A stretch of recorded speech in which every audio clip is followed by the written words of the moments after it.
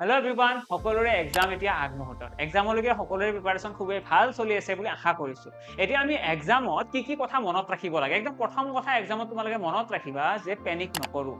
কুৱেশ্যনবিলাক লাহে লাহে পঢ়িম, প্ৰতিটো কুৱেশ্যনৰ এনচাৰকেইটা দুবাৰ চেক কৰিম এটলিষ্ট। আমি যেতিয়া বাবল কৰিম OMR চিটত, বাবল কৰাৰ আগত আমি আকৌ এবাৰ কুৱেশ্যনটো পঢ়ি চাম, আকৌ এবাৰ ৰিচেক কৰিম, কাৰণ অকণমান কুৱেশ্যনটো কেয়াৰলেছলি পঢ়াৰ কাৰণে তোমালোকে এইবাৰ নিগেটিভ মাৰ্কিঙো খাব লগা হ'ব পাৰে।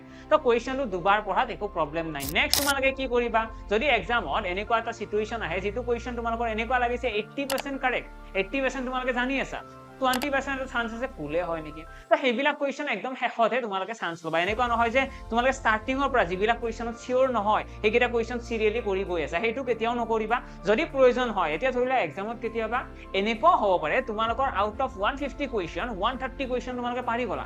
মই তেতিয়া বিচাৰোঁ 130 কুৱেশ্যন যদি তোমালোকৰ সঁচাকৈ কাৰেক্ট গৈছে 100% চিয়ৰ, তেতিয়াহ'লে নেক্সট কুৱেশ্যন তোমালোকে এটেম্প কৰাৰ প্ৰয়োজন নাই, যদিহে তোমালোকে 100% চিয়ৰ নহয়। অ'কে, যদি তোমালোকে এটেম্প কম হৈছে তেতিয়াহ'লে অকণমান চান্স পাব পাৰা। তো সেইখিনি বস্তু কেয়াৰ ৰাখিবা, এক্সাম ভালেই হ'ব। সকলোকে শুভেচ্ছা থাকিল। Thank U.